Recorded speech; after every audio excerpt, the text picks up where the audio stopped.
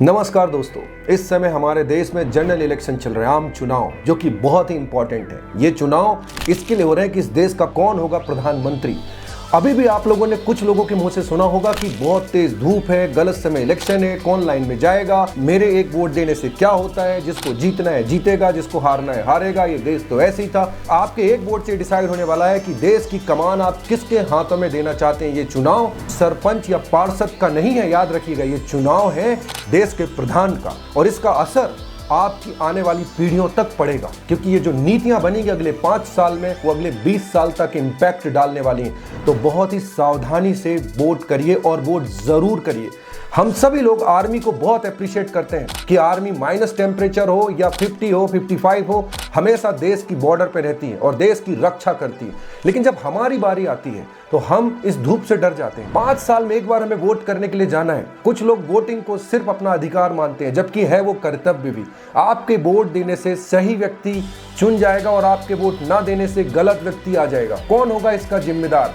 उसके बाद 5 साल तक लोग तरह तरह की बातें भी करते हैं, और स्पेशली वो लोग ज्यादा बात करते हैं जो वोट देने ही नहीं जाते कि देश ऐसा है, देश वैसा है, नेता ऐसे हैं, नेता वैसे हैं। इवन बहुत सारे लोग तो एक और गलती करते हैं कि एक दिन ये जो वोट डालने के लिए छुट्टी मिलती है उसको पिकनिक की तरह लेते हैं। स्पेशली मैं यूथ से भी बोलना चाहता हूँ, जिन लोगों को लगता है कि ये एंजॉय कर लेते हैं, पिकनिक मना लेते हैं, वो बहुत ही खतरनाक थॉट है। क्योंकि ये चुनाव प्रधान का है, और प्रधान का चुनाव का मतलब होता है कि उसका इम्पैक्ट सभी को पड़ने वाला है, चाहे किसान हो, जवान हो, नौकरी पेशा करने वाला हो, बिजनेसमैन हो, स्टूडेंट हो, हाउसवाइफ हो, सभी को इसको इम्पैक्ट पड़ने वाला है। तो अगर आपने वोट नहीं डाला तो इसके लिए आप ही जिम्मेदार होंगे। इस चुनाव में वोटिंग जरूर कीजिए। रही बात धूप की, भीड़ की, तो मैं आपको एक बात बोलना चाहता हूँ, क्या पहले कभी हम लाइन में नहीं लगे? क्या पहले कभी हम धूप में नहीं गए? क्या पहले कभी हमने भीड़ नहीं देखी?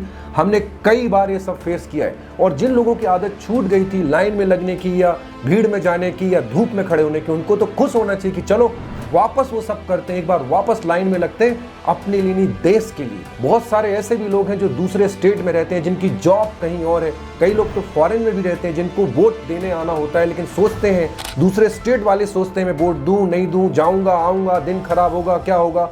आप सोचिए, आपके वोट ना देने से आपकी जिंदगी खराब होगी, देश खराब होगा। अगर 1-2 दिन की छुट्टी लेनी भी पड़ती है ना, तो लीजिए। हम जब शादी ब्याह भी घर में करते हैं तो सोचते हैं लड़का कौन है, लड़की कौन है। तो ये तो देश का चुनाव है, ये देश की बागडोर किसके हाथों में आप देना चाहते हैं। वोट देते समय ये भी जरूर ध्यान रखिएगा कि आपका वोट प्रधानमंत्री के लिए है। तो सोच समझ के सही व्यक्ति को जिताइए और वोट जरूर कीजिए, हर हाल में कीजिए। इवन ये भी कर सकते हैं कि जब आप वोट देके आए, अपने परिवार को, बच्चों को बता सकते हैं कि बेटा इतनी गर्मी थी फिर भी मैंने वोट देने गया, क्योंकि ये मेरा कर्तव्य है। आप भी जब मौका मिले तो इस कर्तव्य को निभाइएगा। आप तो वोट कीजिए ही, 2 दोस्तों को, 2 रिश्तेदारों को भी आप मोटिवेट कीजिए कि वोट देने जाना है, चलो वोट देने चलते हैं। आपने देखा होगा ना, वोटिंग के दिन 80 साल 85 साल के जो हमारे सीनियर सिटीजन है वो भी लाइन में लगते हैं। कई तो आपने देखा होगा व्हील चेयर से आते हैं वोट देने के लिए, कई 90 साल 95 साल के लोग वोट देने के लिए आते हैं, कई दूल्हे दुल्हन जिनकी मैरिज हो रही होती है वो भी वोट देने आते हैं। मतलब वो समझते हैं कि ये वोटिंग हमारे भविष्य के लिए कितनी इंपॉर्टेंट है, ये वोटिंग देश के भविष्य के लिए कितनी इंपॉर्टेंट है। तो हम क्यों घर में बैठे हैं? हम क्या एक दिन धूप में नहीं जा सकते? क्या हम एक दिन लाइन में नहीं लग सकते? ये छुट्टी का दिन नहीं है दोस्तों, ये देश के भविष्य का दिन है। तो वोट जरूर कीजिए। Thank you.